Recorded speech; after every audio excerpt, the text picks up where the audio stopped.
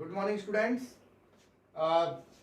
जैसा कि आपको पता है कि अपना डायमेंशंस और यूनिट डायमेंशंस वाला चैप्टर जो है वो रनिंग में है। लास्ट लेक्चर के अंदर मैंने आपको डायमेंशंस से रिलेटेड कुछ क्वेश्चंस जो है वो करवाए थे। डायमेंशन से रिलेटेड क्वेश्चंस में अपन ने देखा था कि किस तरीके से अपन किसी चीज की डायमेंशन लिख सकते हैं।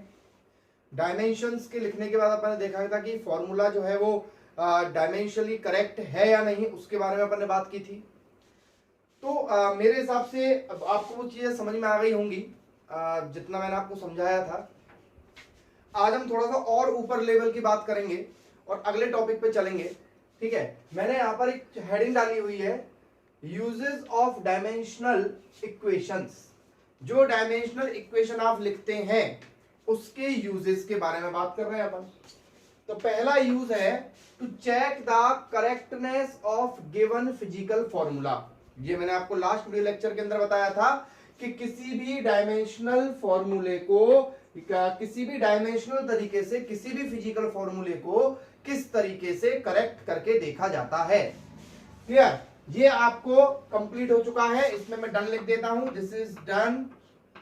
ठीक है, और जिस बच्चे ने नहीं देखा है वो लास्ट वीडियो लेक्चर जाके देखें, बहुत इंपॉर्टेंट है, बहुत बार कंपटीशन एग्जाम्स में क्वेश्चन आए हुए हैं। Clear? Conversion of a system of units into another system of units. Conversion of system of units into another system of units. इसका मतलब है कि आपको अब आज के वीडियो लेक्चर में सेकंड वाला सीखना है, और इसका मतलब ये है कि हम आपको SI यूनिट्स की वैल्यूज देंगे और आपको CGS की वैल्यू निकालनी पड़ेगी। इट मींस मैं आपको बताऊं कैसे। देखो वर्क, जैसे अपन बात करें फोर्स की SI यूनिट जो होती है ना बेटा, वो होती है न्यूटन। नहीं पता था?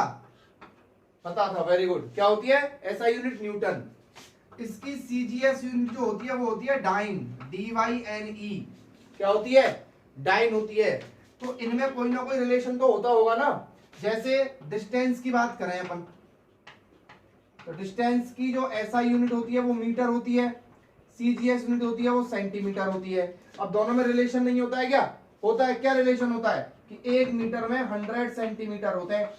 तो सेकंड वाले टॉपिक से आपको अब हर फिजिकल क्वांटिटी के बारे में ये पता लग जाएगा कि इसकी जो SI यूनिट होती है और इसकी SI यूनिट और CGS यूनिट में रिलेशन क्या होता है।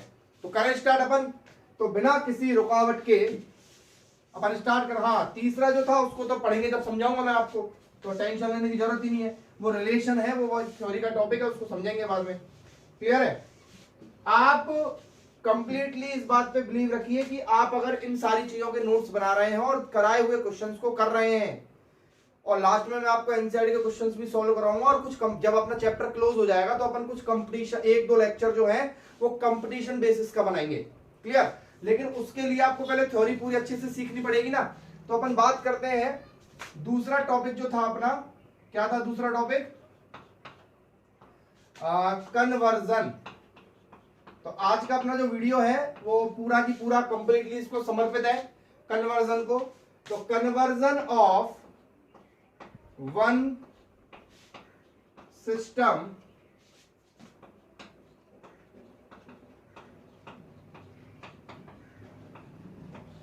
to another system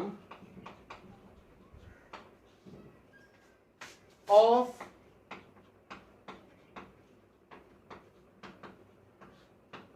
units. मतलब एक सिस्टम से दूसरे सिस्टम में यूनिट कन्वर्जन करना। तो देखिए कैसे करते हैं अपन। क्या करना है, देखो नॉर्मल तो वैसे तो ज्यादातर कंपटीशन एग्जाम्स की बात करूं मैं, 11th क्लास की बात करूं, 12th क्लास की बात करूं, यूनिट डायमेंशंस जो चैप्टर है वो very very very very important है। लेकिन आप ये मान के चलिए कि कंपटीशन एग्जाम्स में जो क्वेश्चंस पूछे जाते हैं वो 99% इस टॉपिक से रिलेटेड होते हैं, 99%। क्लियर? अभी आपको समझ में आ जाएगा क्यों होते हैं 99% रिलेटेड। देखना भी क्या होता है, देखिए। और फिर दूसरी बात मैं आपको ये भी बताना चाह रहा था कि ज्यादातर जो है वो SI और CGS के क्वेश्चन पूछे जाते हैं। FPS के जो सिस्टम, MKS के, FPS के जो है वो बहुत कम पूछे जाएंगे। लेकिन जिन तरीकों से मैं SI और CGS में कन्वर्जन दिखा रहा हूं उसी तरीके से FPS और SI या FPS और CGI में सीजीएस में कन्वर्जन होगा। तो देखिए कैसे पढ़ते हैं अपन इसको। देखिए क्या करना है आपको, मान लो अपन एसआई से सीजीएस में कन्वर्जन सीख रहे हैं पहले, ठीक है। और नॉर्मली बात है 99% एग्जाम्स के अंदर यही सीखने को मिलता है। क्लियर, मतलब यही आपको मिलेगा ज्यादातर। ओके, तो एसआई और सीजीएस में कन्वर्जन अपन सीखते हैं। तो देखिए क्या होता है, आपको एक बात बताऊं मैं, जैसे डिस्टेंस है, ठीक है, तो डिस्टेंस का होता है 1 मीटर। मीटर क्या है, एक ही चीज को समझिए, बहुत ध्यान से समझिए, कोई लोड लेने की जरूरत नहीं है। 1 मीटर इज इक्वल टू होता है 100 centimetre. 1 metre is equal to क्या होता है, 100 सेंटीमीटर। होता नहीं होता। अब मीटर क्या है बच्चों, मीटर है एसआई यूनिट, सेंटीमीटर क्या है, सीजीएस यूनिट। क्लियर है, ये पता है आपको। देखिए ये मीटर है और ये सेंटीमीटर है। क्लियर है, 1 क्या है, कोई कांस्टेंट है, तो मैं इसको N1 लिख दूं, 1 को N1। तो जैसे 1 है यहां पर, ऐसे ही सीजीएस यूनिट में कांस्टेंट क्या है, 100 है, इसको मैं लिख देता हूं N2। क्लियर, मल्टीप्लाई, ये क्या आया, dimensions for SI and multiply by, यहां पर लिखूंगा मैं डायमेंशंस फॉर सीजीएस। तो मैं क्या लिख दूंगा, देखना, इसके लिए मैं लिख रहा हूं N1 into dimensions for 1 system. Clear, N1 into dimensions for 1 system, और बराबर में क्या लिखूंगा मैं, multiply is equal to N2, यहां लिखूंगा डायमेंशंस फॉर अनदर सिस्टम। अब आप समझिए, देखो ये बहुत, मैंने आपको ये मान लो कि सारी थ्योरी निकाल दी, आपकी सारी थ्योरी खत्म हो गई। आपको मैं सीधा और सीधा कंपटीशन बेसिस के न्यूमेरिकल पे लेके आ रहा हूं। और फिजिक्स जो है वो थ्योरेटिकल सब्जेक्ट नहीं है बच्चों। फिजिक्स को पढ़ना न्यूमेरिकल बेस्ड है। जितना आप न्यूमेरिकल बेस्ड फिजिक्स को पढ़ोगे पूरी साल, आपकी फिजिक्स और ज्यादा स्ट्रांग हो जाएगी। थ्योरी पे ध्यान दोगे, बिल्कुल नॉर्मली थ्योरी पे ध्यान दोगे कि साहब हमको तो जो है डायमेंशंस की डेफिनेशन याद करनी है, हमको तो जो है सर यूनिट्स की डेफिनेशन याद करनी है, उस तरह की चीजें जो है 11th 12th में नहीं चलती हैं। अब आपको किसी कंपटीशन एग्जाम्स के लिए रेडी होना है।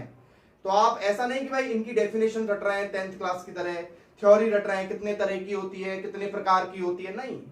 आपको उन चीजों से रिलेटेड न्यूमेरिकल सॉल्व करने। अच्छा एक बात बताओ, डायमेंशंस के आपने जितने ज्यादा क्वेश्चन की प्रैक्टिस की तो उसी के हिसाब से आपको डायमेंशन आ गई। डायमेंशन की डेफिनेशन याद करने से तो नहीं आई ना। डायमेंशन की डेफिनेशन किसी को याद है क्या, वो तो मेरे को याद नहीं है। डायमेंशन की डेफिनेशन जो है वो याद करना जरूरी नहीं है, डायमेंशंस के क्वेश्चन करना सीखो। क्लियर, तो अब याद करें N1 into dimensions for 1 system बराबर N2 into dimensions for other system. आप इसको याद कर लें। क्लियर, अब देखिए मैं आपके सामने एक क्वेश्चन करता हूं और समझना उस क्वेश्चन को इस तरीके से। क्वेश्चन है convert the SI unit of force into CGS unit। Clear, आपको फोर्स की SI यूनिट को CGS यूनिट में कन्वर्ट करना है। देखिए मैं आपको बता दूं कि फोर्स जो होता है, फोर्स अब आपको नई नई चीजें सीखने को मिल रही हैं। फोर्स है उसकी जो SI यूनिट है वो होती है न्यूटन, मैंने आपको भी बताई है। क्लियर, और इसकी ध्यान लिख देता हूं मैं, फोर्स की जो SI यूनिट है वो है न्यूटन और CGS यूनिट जो है वो है डाइन। क्लियर है सर, ये हमको याद करनी पड़ेगी क्या सबकी? नहीं नहीं याद नहीं, देखो इनको कोई अलग से बैठ के इनको लिख के रखता नहीं है, ये अपने आप धीरे धीरे जब आपको आती जाएंगी तो याद होती चली जाएंगी। जैसे फोर्स की आ गई तो दिमाग में रख लो, फोर्स की क्या होती है, न्यूटन और डाइन। अब निकालते हैं इनमें रिलेशन। देखिए कैसे निकालेंगे। सबसे पहले मैं फोर्स की लिखूंगा डायमेंशन। क्या करनी है आपको, सबसे पहले क्या लिखनी है, डायमेंशन। ठीक है, तो जो बच्चे जो बच्चे मेरे से पढ़े हुए हैं अब तक डायमेंशन, क्या उनको फोर्स की डायमेंशन मास इनटू एक्सेलरेशन से निकालने की जरूरत है क्या? नहीं है। कैसे लिखेंगे? mlt माइनस टू डायरेक्ट लिख देंगे ना। क्या लिख देंगे?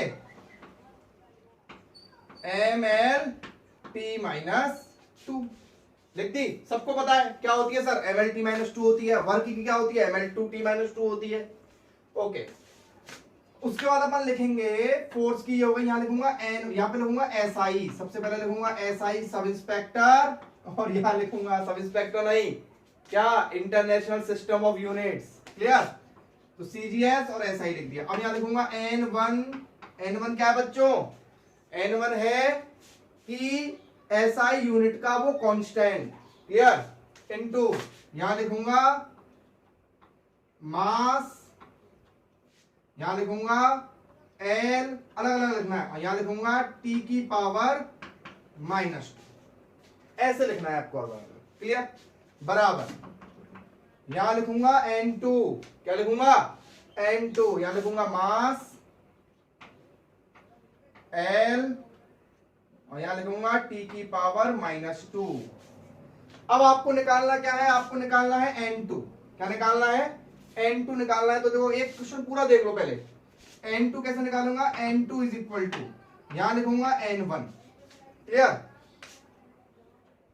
m, ये तो हो गया एसआई का, और नीचे आ गया सीजीएस वाला। सीजीएस वाले को स्मॉल में लिख लो वाली से, लिखना चाहो तो, वरना तो कैपिटल भी सही है। मल्टीप्लाइड बाय एल एसआई वाला, और नीचे सीजीएस वाला, और टी अपॉन टी, और दोनों की पावर कितनी हो गई? माइनस टू, क्योंकि इसकी पावर माइनस टू, इसकी पावर माइनस टू। अब रिलेशन लिख दो दोनों का। क्या? देखो ये जो है ये होता है केजी, समझ गए? ये होता है सीजीएस में ग्राम। क्लियर है? ये होता है मीटर, ये होता है सेंटीमीटर, ये होता है सेकंड, और ये होता है सेकंड। बोलो होता है नहीं होता? अब आप समझे बात को? ठीक है। अब देखिए n2 is equal to n1, मुझे निकालना है 1 न्यूटन में। क्या निकालना है? 1 न्यूटन में कितने डाइन होते हैं। तो n1 की वैल्यू 1 हो गई। ठीक है। अब देखो इनको एक ही चीज में बदलो, केजी को ग्राम में बदल लो। क्लियर है? यहां पर ग्राम को केजी में बदल लो, तो केजी को ग्राम में बदलना ज्यादा आसान है। तो 1 केजी में कितने ग्राम होते हैं? 1000 ग्राम। तो इसको लिख दूंगा मैं, देखना कैसे लिख रहा हूं, 1000 ग्राम अपॉन नीचे ग्राम।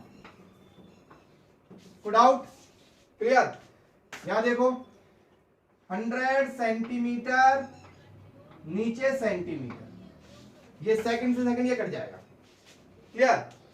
n2 is equal to, gram से ग्राम गया, सेंटीमीटर से सेंटीमीटर गया, क्या आया? 1 2 3 4 5, 10 टू दी पावर 5।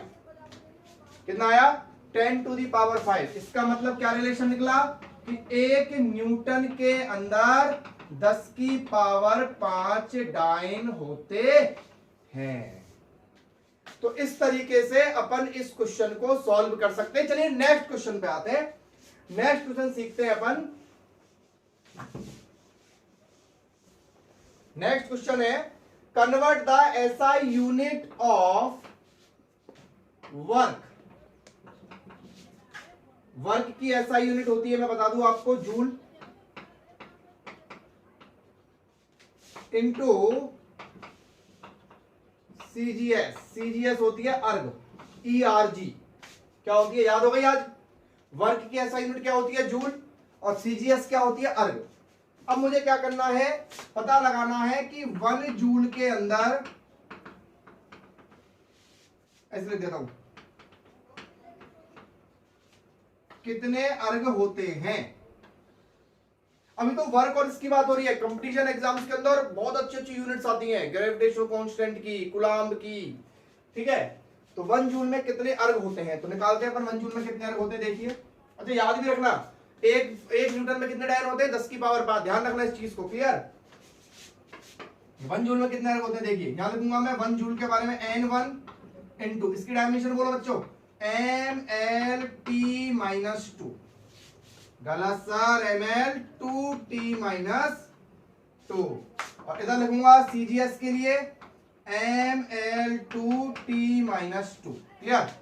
n1 कितना? 1 जूल इनटू मास की हो गई केजी, ठीक है, और इधर से ये आ जाएगा केजी, सॉरी ग्राम, ठीक है।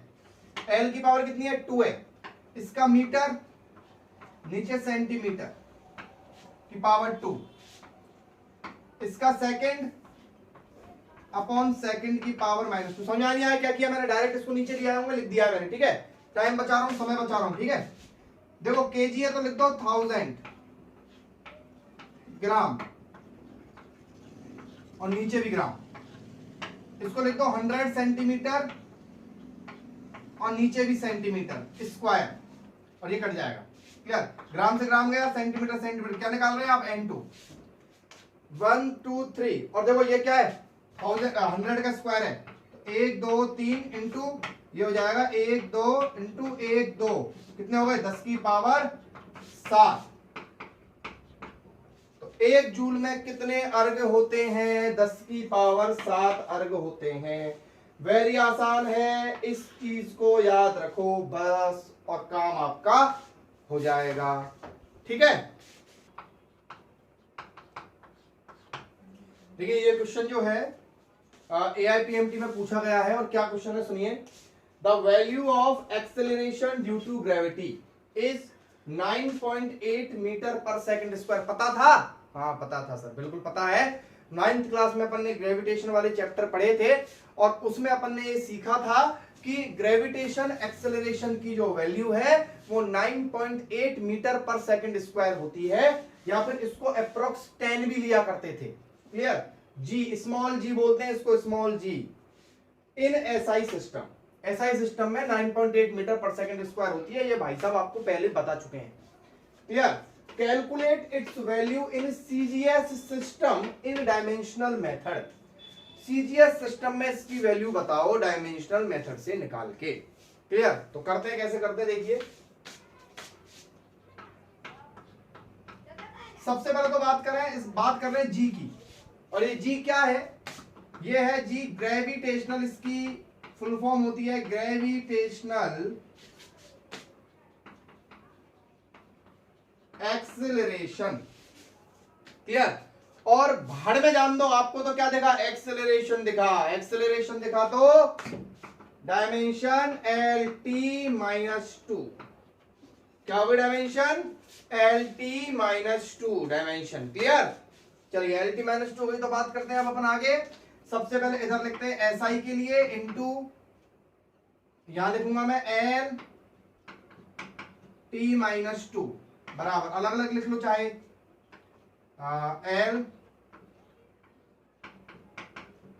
LT-2, और इधर लिखूंगा CGS के लिए N2 LT-2, क्लियर है बेटा। तो N1 की वैल्यू कितनी दे रखी है आपको 9.8, CGS में कितनी दे रखी है 9.8 इंटू ये क्या होता है मीटर, और ये क्या होता है सेकंड की पावर -2, ऐसा कर लो, क्लियर। N2 आपको निकालना है, ये हो गई आपकी क्या सेंटीमीटर, और ये हो गई सेकंड की पावर -2।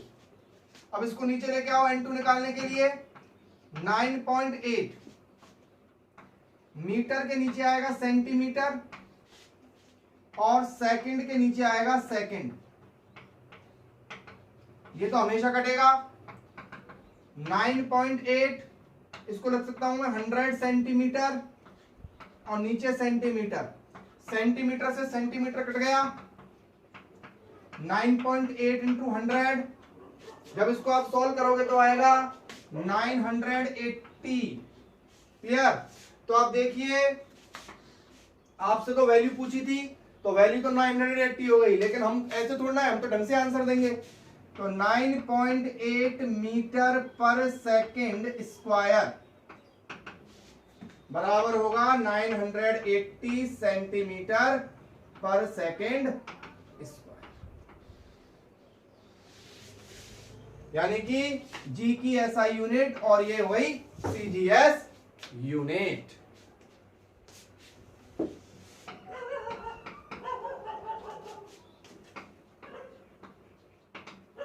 नेक्स्ट क्वेश्चन मैंने लिख दिया है यहां पे,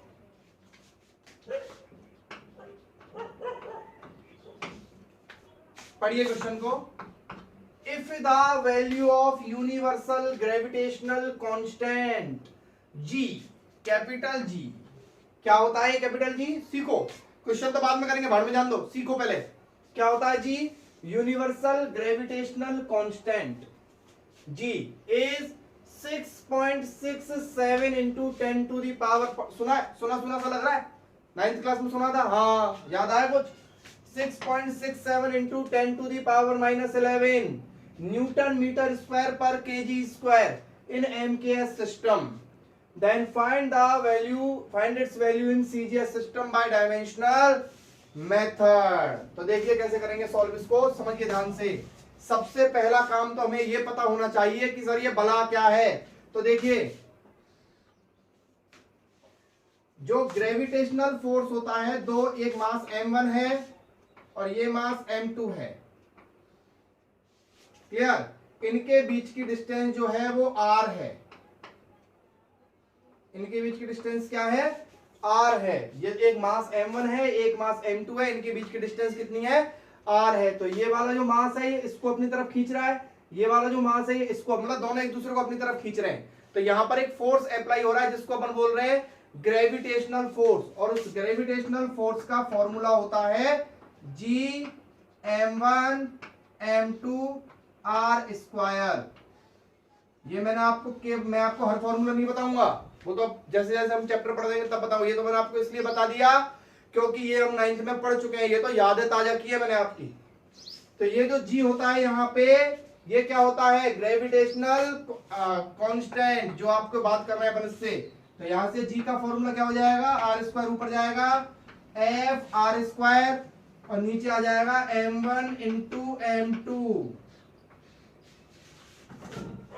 जी R square m1 into m2। तो जी का फॉर्मूला हो गया g is equal to F R square m1 into m2। तो सबसे पहले बात करते हैं अपन किसकी? इसकी डायमेंशन की। डायमेंशन लिख लेते हैं इसकी। तो डायमेंशन सबसे पहले तो फोर्स की m(L)T-2 आती है सर, हमें आती है। ओके, डिस्टेंस की L स्क्वायर हो जाएगी, सही बात है, बोलो भाई, L स्क्वायर, वेरी गुड। और नीचे क्या है? मास की हो जाएगी m स्क्वायर, एक m से एक m कैंसिल, ठीक है। ये m ऊपर जाएगा, तो क्या हो जाएगा? m की पावर -1, बोलो। l और 2l कितने हो जाएंगे? l3, और ये हो जाएगा t की पावर -2। ये आपके पास किसकी डायमेंशन आ गई? -1 3 -2 ग्रेविटेशनल कांस्टेंट की आ गई। तो मैं मिटा दूं इसको, चलिए ये आपको मिटा दिया मैंने। कितनी आई है याद रखना? -1 3 -2 डायमेंशन आ गई m-1 जी की। यही आई थी ना?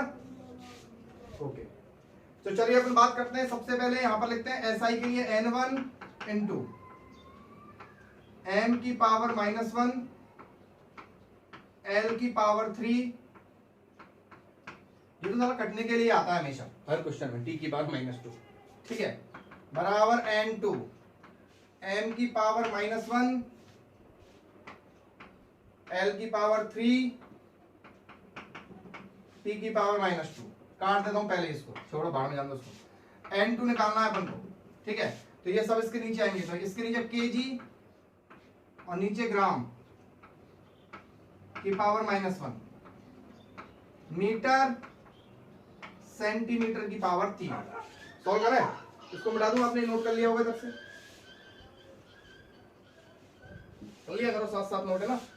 चलिए kg 1000 और नीचे ग्राम 1000 ग्राम और नीचे भी ग्राम की पावर -1, ठीक है। 100 सेंटीमीटर और नीचे भी सेंटीमीटर की पावर 3। ग्राम से ग्राम कट गया, सेंटीमीटर सेंटीमीटर कट गया। आप देख रहे -1 है पावर, -1 ये 100 इंटू 100 इंटू 100 ऊपर हो जाएगा 100 इंटू 100 इंटू 100 और नीचे ये 1000 आ जाएगा।